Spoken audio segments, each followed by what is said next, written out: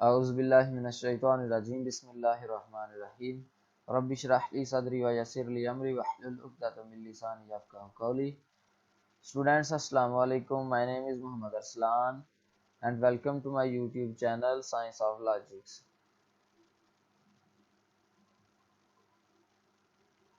जी students,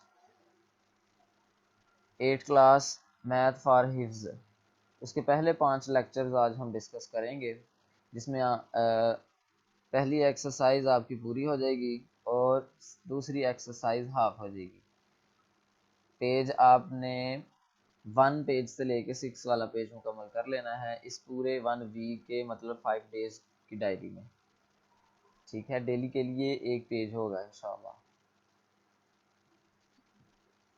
जी, तो exercise number 1 है workbook page number 1 और लेक्चर नंबर 1 है जो मंडे को आपने प्रिपेयर कर लेना है, अपनी डायरी के ऊपर नोट कर लेना है, पहले वीडियो को देख के समझ लेना है और उसके बाद आपने अपना काम मुकम्मल करना है। तो पहला क्वेश्चन है right the power set of the following sets. कुछ हमें सेट दिए गए होंगे, उनके पावर सेट लिखने हैं। तो पावर सेट बच्चों याद रखिएगा, उस सेट से जितने भी सबसेट बनाए जा सकते हैं। पावर का मतलब ताकत होता है कि उस सेट में कितनी ताकत है, वो कितने पावर सेट बना सकता है, अपने में से कितने पावर सेट कह रहा हूँ, अपने से कितने सबसेट बना सकता है। सबसेट होते हैं उसके ज़ेली सेट, यानी अगर एक सेट है वो 3 एलिमेंट्स पर मुश्तमिल है तो आपने 1 एलिमेंट्स का बनाना है, फिर 2 का और फिर 3 एलिमेंट्स का। इस तरह ये सारे उसके सबसेट होते हैं। तो उस सेट में से जितने भी सबसेट निकल सकते हो उन सबको लिखना पावर सेट कहलाता है। सबसे पहले आपने एक ये कर्ल ब्रैकेट लगानी है। ठीक है, कर्ल ब्रैकेट स्टार्ट पॉइंट पे लगानी है। फिर हम देखेंगे कि इस सेट के अंदर कितने एलिमेंट हैं। 1 एलिमेंट है, सबसे पहले तो 5 आएगा, मतलब एम्प्टी सेट का सिंबल आएगा। ठीक है, सबसे पहले एम्प्टी सेट का सिंबल आएगा। हर सेट में से एक एम्प्टी सेट जरूर निकलता है। ठीक है, तो ये जो 5 एलिमेंट वाला सेट है इसका पहला सबसेट 5 आ गया, एम्प्टी सेट आ गया। फिर उसके बाद 1 डिजिट वाला, तो ये 5 ही 1 एक डिजिट है, उस 5 सेट को भी लिख दिया। तो यहाँ से हमें सिर्फ और सिर्फ यही 2 पावर सेट निकलते थे, वही हमने निकाले। आगे इसी तरह इसमें भी कोई डिफरेंट नहीं है। ये भी एक सिंगलटन सेट है, मतलब जिसके अंदर एक ही एलिमेंट हो उसको सिंगलटन सेट कहते हैं। तो ये 0 लिखा हुआ है। तो इसी तरह मैंने आपको बताया है कि एम्प्टी सेट हर सेट में से निकाला जा सकता है। तो इस एम्प्टी सेट को इस सिंबल से भी डिनोट करते हैं और यूं भी लिखते हैं, 2 ब्रैकेट्स लगा दें, अंदर कुछ भी ना लिखें। जी, सबसे पहले तो एम्प्टी सेट आ गया, फिर 1 एलिमेंट पर मुश्तमिल सेट आएगा, तो वो ये 0 ही है। इसके अंदर से जितने भी एलिमेंट होते हैं उन्हीं को निकालना होता है। तो यहाँ पर सिर्फ और सिर्फ 0 है, तो 0 के साथ मिला के एक सेट हमने लिख दिया। और ये 2 ही हमारे पास इसके सब सेट निकले हैं, तो इनको हमने ब्रैकेट में बंद कर दिया। आगे है LMN, 3 एलिमेंट्स हैं, इनके पावर सेट बनाने हैं। सबसे पहले एम्प्टी सेट आएगा, फिर जस्ट L आएगा, फिर MN, फिर L और M। मतलब ये देखिए, सबसे पहले एम्प्टी सेट लिखा, फिर 1 एलिमेंट को अकेला अकेला ब्रैकेट के अंदर लेके, तो ये L आ गया, ये M आ गया, ये N आ गया। ठीक है, उसके बाद दो को आपने 2 एलिमेंट्स को मिलाना है। L को और M को मिला लें, ये मैंने लिख दिया, L और M को मिला के। फिर L को और N को मिला लें, ये मैंने लिख दिया। फिर M को और N को मिला लें, ये मैंने लिख दिया। ये एम्प्टी सेट लिखा, फिर 1 एलिमेंट वाले लिखे, फिर 2 एलिमेंट वाले लिखे, फिर अब 3 एलिमेंट्स की बारी आएगी। तो LMN एक ही 3 एलिमेंट वाला एक सेट बनेगा। ठीक है, आगे है 5, एम्प्टी सेट उसने दिया है, उसी को कहता है कि इसका पावर सेट बनाइए। तो एम्प्टी सेट ही उसका पावर सेट होगा, उसको ब्रैकेट के अंदर इनक्लोज कर देंगे। ठीक है, वैसे आमतौर पर अगर आपने ये 5 एम्प्टी सेट यूं लिखना है या यूं लिखना है, तो उसके लिए इसके लिए किसी किस्म की ब्रैकेट यूज नहीं होगी। ये ब्रैकेट शुरू में और एंड में कौन सी है, ये पावर सेट के लिए है। जितने भी सेट होते हैं हम उनको लिख के उनके शुरू और एंड पे ये वाली ब्रैकेट लगा देते हैं जी। यहाँ पर मैंने बताया है कि five are empty set represent empty set, ये दोनों ही एम्प्टी सेट को रिप्रेजेंट करते हैं। ये आपकी चॉइस है, इसको यूज करना चाहें इसका मतलब भी एम्प्टी सेट है, इसको यूज करना चाहें तो इसका मतलब भी एम्प्टी सेट है। तो इसको मैं इन शॉर्ट आपको बताता हूँ। To find the number of power sets using formula, किसी भी सेट के कितने पावर सेट बन सकते हैं उसके लिए एक स्पेशल फार्मूला है। 2 की पावर n, n से मुराद ये है कि मिसाल के तौर पर यही एक सेट ले लेते हैं तो इसके अंदर कितने एलिमेंट हैं 1, तो n की जगह 1 रख दें तो 2 रेज पावर 1 आ गया। ये लिखा हुआ when a set has 1 element then 2 raise power n बन जाएगा 2 की पावर n 1 और 2 की पावर 1 2 ही होता है। इसी तरह when a set has 3 elements, जब एक सेट ये आपके पास सामने है सेट, इस सेट में 3 एलिमेंट्स होंगे तो n की जगह आप 3 रख देंगे। 2 रेज पावर 3 का मतलब है 2 को 3 टाइम लिख के मल्टीप्लाई करना, 2 को 3 टाइम मल्टीप्लाई करना, तो 2 2s आर 4 4 2s आर 8। तो यहाँ पर 8 पावर सेट होने चाहिए। तो अब हम गिन लेते हैं, हमने बनाया है ये 3 सेट वाला। तो ये पहला सेट 1, ये 2 3 4 5 6 7 8, ठीक है। इसका मतलब हमने कोई भी सेट इसका मिस नहीं किया, जितने इसके पावर सेट बन सकते थे, जितनी इसके अंदर ताकत थी, जितनी इसके अंदर पावर थी, हमने वो तमाम के तमाम इसके सबसेट निकाल के बाहर रख लिए, ठीक है। ये फार्मूला भी आपको मैंने बता दिया कि किस तरह हम फाइंड कर सकते हैं। तो ये बच्चों आज आपका सेकंड डे का ये लेक्चर है। सेकंड डे की डायरी अब मैं आपको एक्सप्लेन करने लगा हूँ, जिसमें वर्कबुक पेज नंबर 2 है और लेक्चर नंबर 2 जो कि आप ट्यूसडे को रेडी कर लेंगे। उसके लिए लिखा हुआ है find a minus B and b minus A for the following. इसी तरह कुछ सेट्स दिए गए होंगे, ठीक है। ये a और b दो सेट दिए गए हैं और कहता है a माइनस बी भी निकालिए और b माइनस ए भी निकालिए। तो a माइनस बी जब आपने फाइंड करना है, यूं आपने लिखना है इस साइड पे, ये जो इक्वल का सिंबल है इस साइड पे आपने जस्ट उनके सिंबल्स लेने हैं। ये एक सेट है और इसका सिंबल क्या है a, ये एक दूसरा सेट है, इसका सिंबल क्या है b, इसको रिप्रेजेंट करने वाला इसका नाम या इसका सिंबल b है। तो जब हम a माइनस बी फाइंड करेंगे तो इधर जस्ट सिंबल आएंगे और इधर उनकी वैल्यूज आएंगी, उनके सेट्स इधर आएंगे, ठीक है। बच्चे अक्सर ये गलती करते हैं, इधर a माइनस बी लिखा है इधर फिर a और b लिख रहे होते हैं, ऐसा नहीं करना आपने, ठीक है। यहाँ पर a माइनस बी लिखा, यहाँ पर आपने उनकी वैल्यूज यानी उनके सेट राइट करने हैं, उनके सेट लिखने हैं, ठीक है। तो ये a है 1 4 7 10 13 16 19, ये पहले a लिखा, फिर माइनस का symbol, a minus B find करना है ना, माइनस का सिंबल, फिर b लिखा हुआ है तो मतलब b का सेट यहाँ लिखा जाएगा 2 6 10 14 18 22। तो a माइनस बी का मतलब यह है कि आपने a में से वो एलिमेंट जो b के साथ मैच हो रहे हैं उनको निकाल लें। माइनस इसी तरह करते हैं ना, मिसाल के तौर पर आपकी पॉकेट के अंदर 10 कॉइन्स हैं, 10 कॉइन्स हैं, उनमें से आपने 3 कॉइन्स कंज्यूम कर लिए, उसमें से आपने कोई चीज ले ली अपने खाने पीने वाली, तो उन 10 कॉइन्स में से वो 3 कॉइन्स निकाल के आपने दुकानदार को दे दिए, शॉपकीपर को। तो जो बाकी रह गए हैं उनको आप कंसीडर करेंगे ना, जो आप बाकी 7 आपके पास रह गए। इसी तरह a माइनस बी सेट्स की सब्ट्रैक्शन भी इसी तरह होती है। a माइनस बी का मतलब यह है कि a में से कुछ ना कुछ निकलेगा, ठीक है। a माइनस बी का मतलब a में से कुछ ना कुछ निकलेगा। a में से क्या निकलेगा, जो b के साथ मैच कर गया। यहाँ 1 लिखा हुआ है, यहाँ पूरे सेट में 1 नहीं है, 4 पूरे सेट में 4 नहीं है, 7 इस पूरे सेट में 7 नहीं है, ये 10 और इस सेट में ये 10 आ गया, तो इसको आप निकाल बाहर करें, ये इसके साथ मैच हो गया। आगे 13 इस पूरे सेट में 13 नहीं है, 16 इस पूरे सेट में 16 भी नहीं है, इसी तरह 19 भी नहीं है, तो जस्ट 10 इसके साथ मैच हुआ, 10 को आप निकाल दें, बाकी जो रह गया 1 4 7 13 16 19 आपने इसी तरह राइट कर दिए। तो ये आपके पास a माइनस डी आ चुका। अब हमने b माइनस ए निकालना है। तो b माइनस ए का मतलब है कि पहले हम b का सेट लिखेंगे, b के एलिमेंट्स लिखेंगे अरकान के। ये b का सेट है 2 6 10 14 18 22। माइनस का सिंबल, फिर a का सेट लिखा जाएगा। अब b माइनस ए का मतलब ये है कि b में से कुछ ना कुछ निकलेगा। b में से क्या निकलेगा? जो a के साथ मैच कर गया।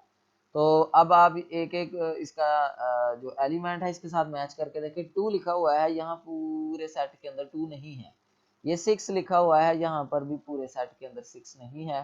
फिर ये 10 लिखा हुआ है, यहाँ पर 10 मौजूद है। तो यहाँ आप 10 को निकाल बाहर करेंगे, 10 को क्रॉस कर देंगे।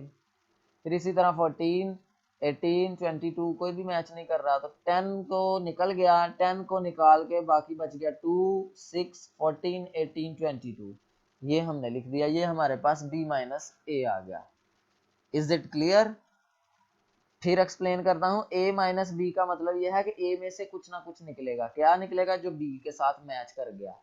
तो बाकी रह जाने वाला हमारा आंसर होता है सब्ट्रैक्शन। इसी को कहते हैं, मैं पहले एग्जांपल के साथ भी आपको एक्सप्लेन किया है कि आपके पास अगर 10 कॉइन है तो उनमें से आपने 3 यूज किए हैं, कंज्यूम किए हैं, तो उन 3 को निकाल के बाकियों को देखेंगे आपके बाकी कितने रह गए हैं आपके पास आपकी पॉकेट में। तो वो जस्ट सिंपल है कि आपके पास 7 रह गए हैं।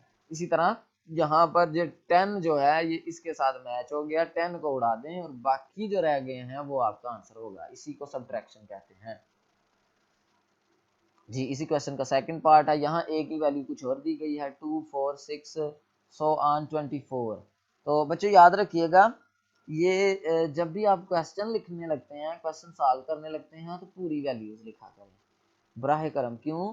उसकी वजह यह है कि बच्चों को अक्सर मिस्टेक हो जाती है, माइनस करने में तो खास तौर पर मिस्टेक हो जाती है। तो यहाँ 2 4 6 सो ऑन 24 लिखा हुआ है, यहाँ 3 6 9, ये 2 का टेबल है सारा, ठीक है। ये 2 का टेबल है, ये 3 का टेबल है 30 का।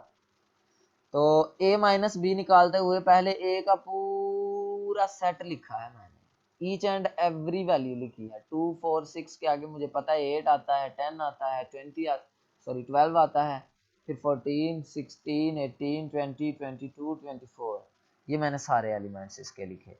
इसी तरह जब b का सेट लिखूंगा, ये a माइनस बी, यानी माइनस के बाद अब b का सेट की बारी आई। तो 3 6 9 12 15 18 21 24 27 30, ये सारे आ गए।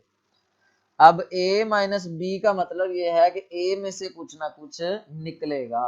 a में से क्या निकलेगा? जो b के साथ मैच कर गया। तो आपने यहाँ पर देखना है कि ये 2 है, इस पूरे सेट के अंदर 2 नहीं है, बच गया 2। 4, इस पूरे सेट के अंदर 4 नहीं है, 4 भी बच गया। ये 6 है, ये 6 यहाँ से इस 6 के साथ मैच हो गया, यहाँ से इसको क्रॉस कर दें, इसको नहीं हमने अब आंसर में लिखना। इसी तरह फिर आगे 12 है, 10 है और 8 है, इनको चेक करेंगे।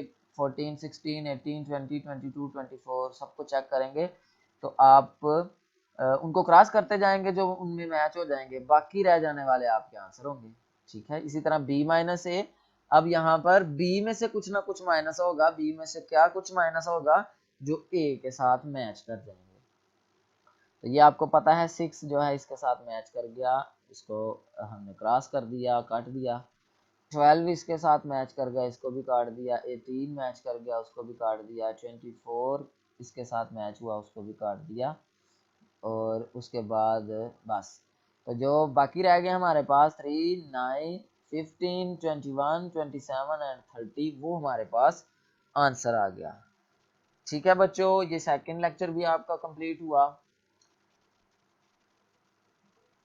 अब चलते हैं आपके थर्ड लेक्चर पर, जो आपने वेडनेसडे को अपना काम मुकम्मल कर लेना है, ठीक है। यहाँ पर लिखा है if u is equal to, u एक सेट दिया गया है 0 1 2 3 सो ऑन 21, यानी 0 से लेके 21 तक u एक सेट है। Then find complete of the following sets relative to u के मुतलका कुछ चीजें हैं, उनको सॉल्व करना है। तो यहाँ उन्होंने a कॉम्प्लीमेंट फाइंड करने के लिए कहा था। एक सेट दिया ए, ये हो गया ना यू सेट आपके पास, यूनिवर्सल सेट इसको कहते हैं। तो ये एक सेट है ए, 3 5 6 8 9 12 15। तो हमने ए कॉम्प्लीमेंट फाइंड करना है। तो बच्चों याद रखिए ए कॉम्प्लीमेंट को इस तरह ए प्राइम से भी डिनोट करते हैं या फिर ए लिख के ऊपर छोटा सा सी लिखते हैं, तो दोनों मेथड ठीक है। ए कॉम्प्लीमेंट का मतलब क्या है, यू में से ए को माइनस करना। ठीक है, मैं फिर रिपीट करने लगा हूँ, A complement mean U minus A. Paper में आपको ये लिखा हुआ आएगा ए कॉम्प्लीमेंट फाइंड करें, वहां ये नहीं बताया जाएगा कि यू में से ए माइनस करना है या ए में से यू। तो हमेशा यू एक बड़ा सेट होता है, देखें ये 21 तक जा रहा है, ये 15 तक रह रहा है, तो यू में से ही ए को माइनस करते हैं। ठीक है, कॉम्प्लीमेंट निकालने के लिए। तो यहाँ पर ये जो 100 आन है, इसकी बजाय मैं पूरा नंबर उसकी पूरा सेट लिखूंगा। तो 0 1 2 3 4 लेके 21 तक मैंने सारे एलिमेंट्स लिखे, फिर माइनस ए लिखा है, ये ए का सेट में आगे लिखने लगा हूँ। 3 5 6 8 9 12 15। अब जो u में से माइनस होगा, u माइनस ए कर रहे हैं ना, तो u का जो एलिमेंट a के साथ मैच कर गया उसको काटते जाएंगे। तो ये देखिए a यहाँ पर ये इतनी नंबर, ज्यादा नंबर को देखने की बजाय आप ये देख लें यहाँ पर, क्योंकि ये तो हमें पता है 0 से लेकर 21 तक सारी काउंटिंग है, तो उसमें 3 तो आ ही रहा होगा, ये इधर 3 लिखा हुआ है, इधर से 3 काट दें।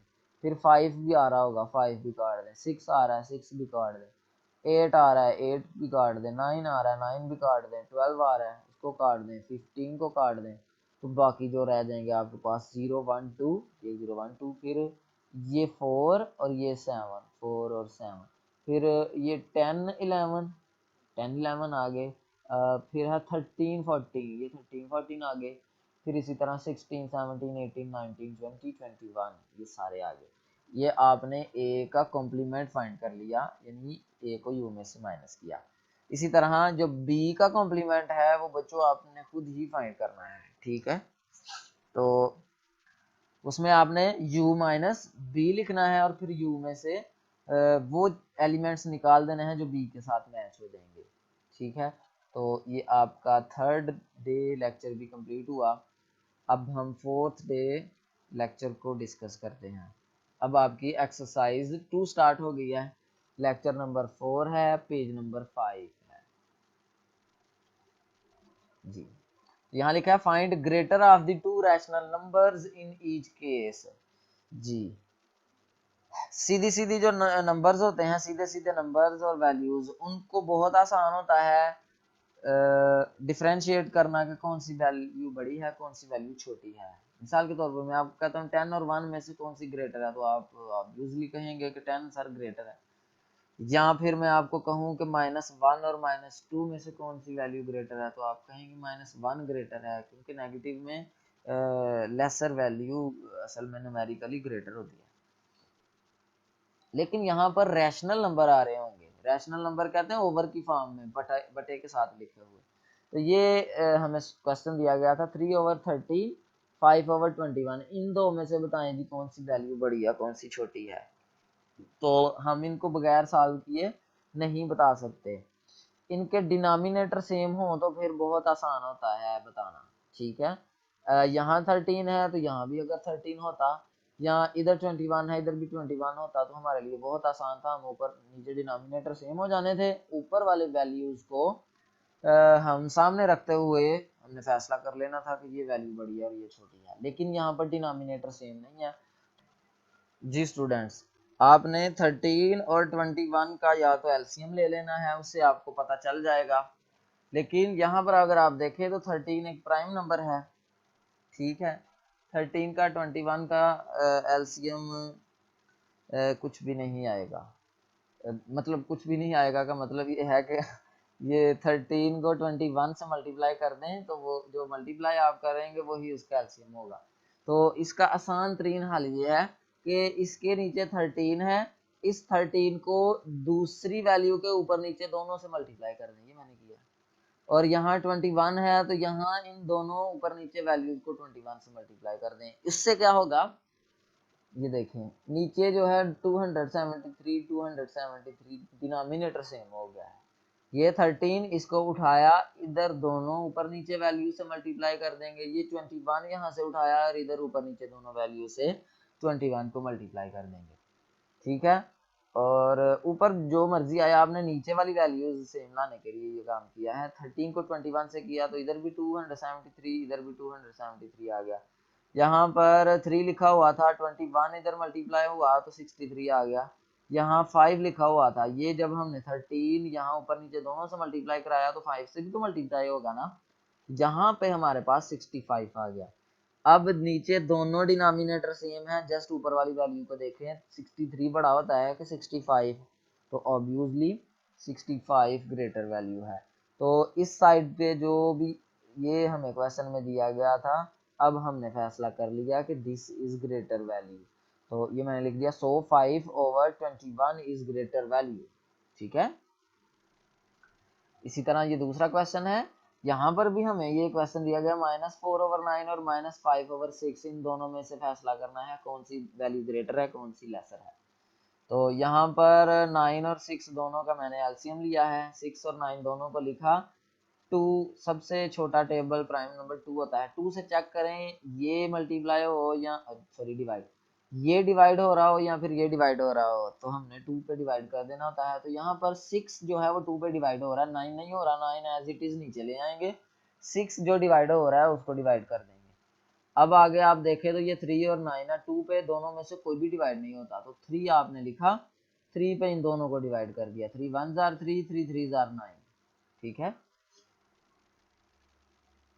फिर यहाँ पर आपने ये 1 उसी तरह नीचे आ गया और 3 1 जार 3 आ गया।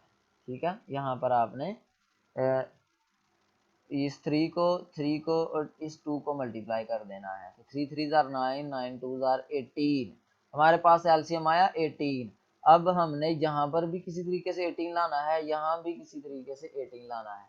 तो आपको पता होना चाहिए कि 9 को 2 से मल्टीप्लाई करके 18 आ जाता है और 6 को 3 से मल्टीप्लाई करके 18 आ जाता है। तो इस साइड को, ये 6 को आप 3 से मल्टीप्लाई कर रहे हैं ना 18 लाने के लिए, तो ऊपर भी 3 से मल्टीप्लाई करना है।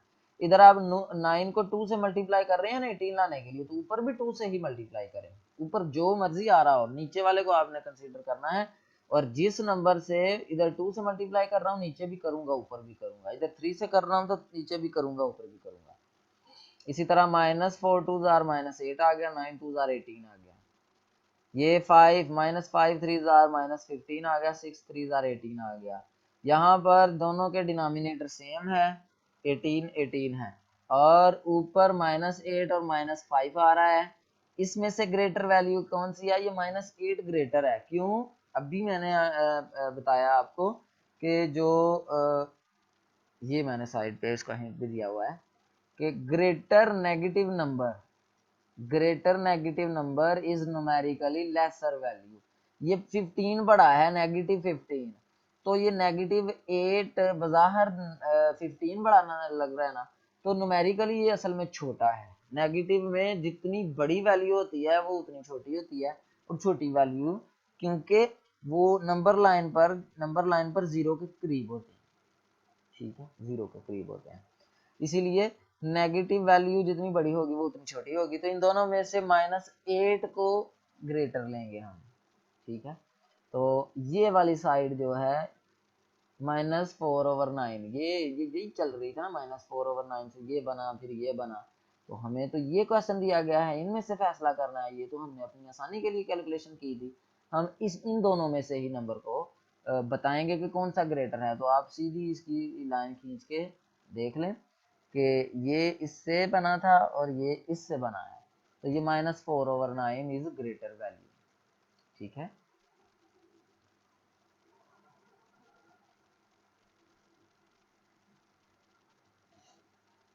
आगे क्वेश्चन नंबर 3 देखते हैं।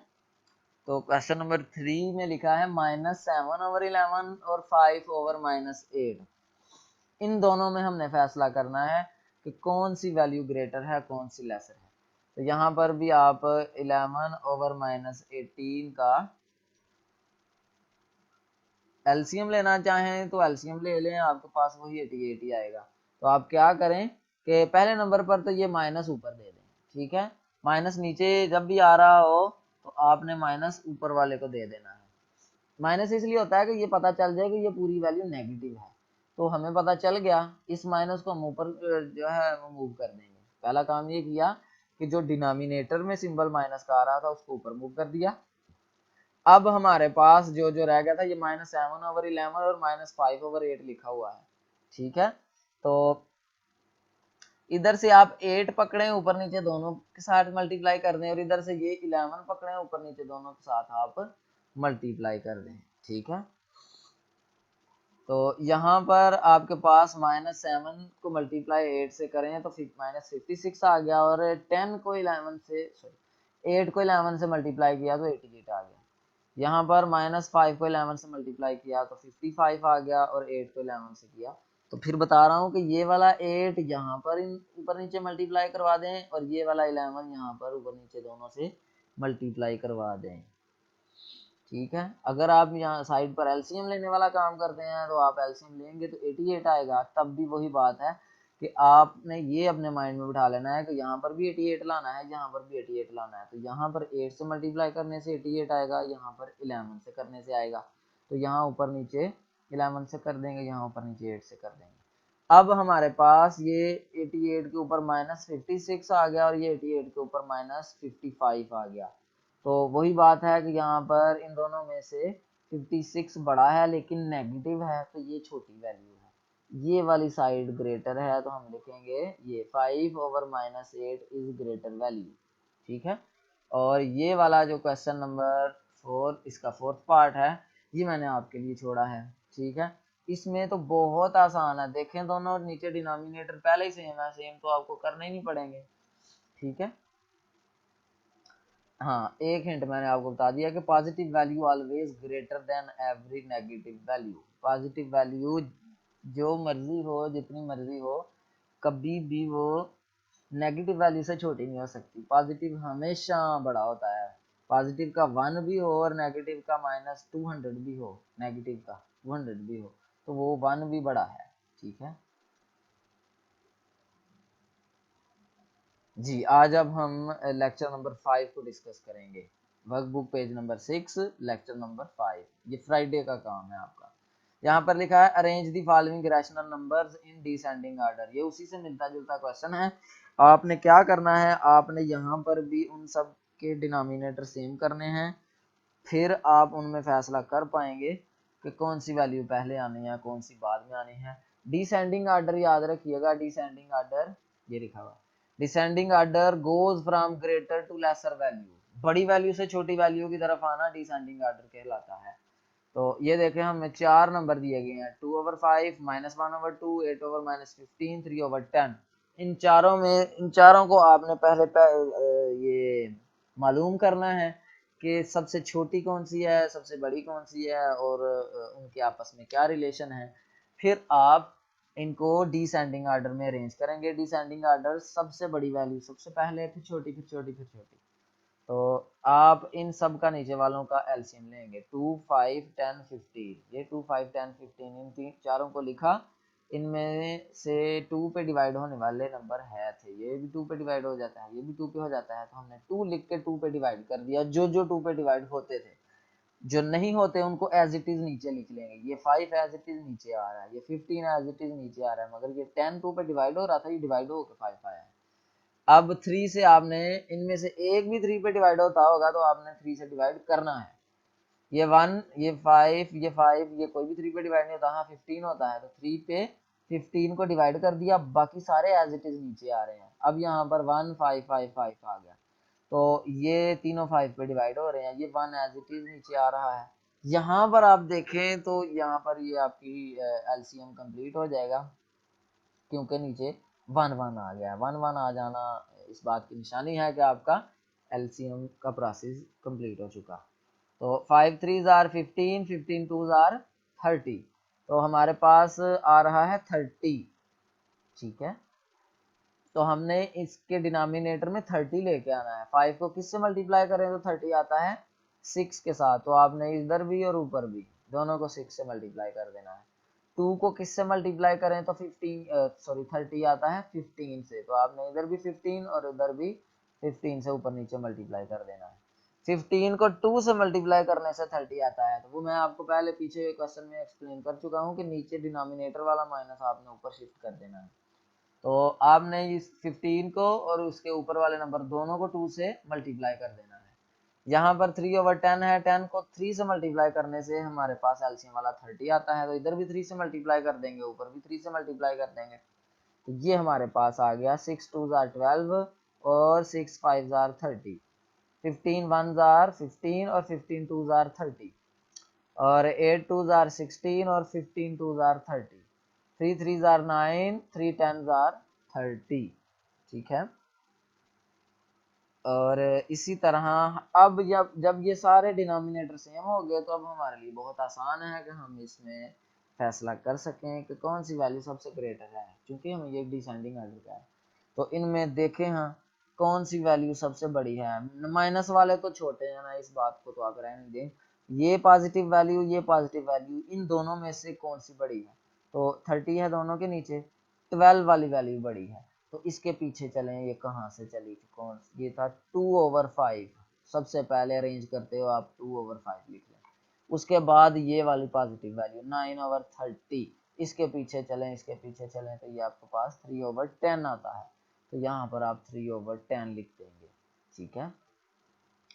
उसके बाद ये दो नंबर बचते हैं नेगेटिव नंबर्स में। अब नेगेटिव नंबर्स में देखें जी कौन सा बड़ा है, डिसेंडिंग ऑर्डर लेके चल रहे हैं ना हम, सबसे बड़ा सबसे पहले, फिर उससे छोटा, फिर उससे छोटा।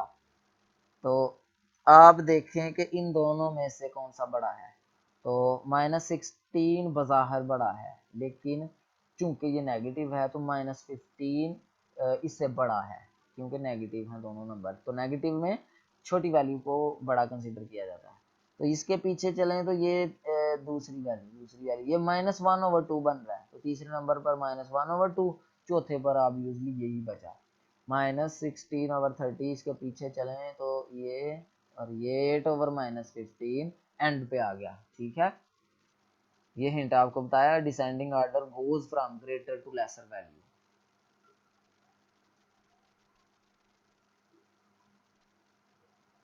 जी, अब ये क्वेश्चन है, arrange the following rational number in ascending order. पीछे था डिसेंडिंग ऑर्डर, ये है असेंडिंग ऑर्डर। यहाँ पर ये स्टूडेंट्स आप खुद करेंगे, लेकिन आपके लिए मैंने आसानी पैदा कर दी है, एलसीएम निकाल दिया है। ये 5 15 10 30 सारे नंबर लिख के उनका एलसीएम मैंने निकाल दिया है। यहाँ पर भी एलसीएम आपके पास 30 ही आया है। तो आपने देखना है कि यहाँ 30 ये पहले 30 है, ठीक है, यहाँ पर किसी को मल्टीप्लाई करने की जरूरत नहीं है। यहाँ पर कैसे 30 आएगा, नीचे आप उस नंबर से मल्टीप्लाई करें। यहाँ पर कैसे 30 आएगा, ये पहले -15 को आप ऊपर शिफ्ट कर दें, ठीक है। यहाँ पर 30 कैसे आएगा, उस नंबर से ऊपर नीचे मल्टीप्लाई कर दें। मिसाल के तौर पर 5 6 30 होता है, तो 5 को भी 6 से मल्टीप्लाई करें और 2 को भी करें, ठीक है। उसके बाद फिर आपके लिए आसान हो जाएगा, आप उन नंबर्स में फैसला कर सकेंगे कौन सा नंबर बड़ा है कौन सा छोटा है, और आपने इनको असेंडिंग ऑर्डर में अरेंज करना है। असेंडिंग ऑर्डर क्या है? Ascending order goes from lesser to greater value. सबसे पहले आपने इन सब में सबसे छोटी वैल्यू लिखनी है, फिर उससे बड़ी, फिर उससे बड़ी, फिर सबसे बड़ी आ जाएगी। तो उम्मीद है स्टूडेंट्स आपको आज का लेक्चर अच्छे से समझ आ चुका होगा। अपना बहुत सा ख्याल रखिएगा। अल्लाह हाफ़िज़।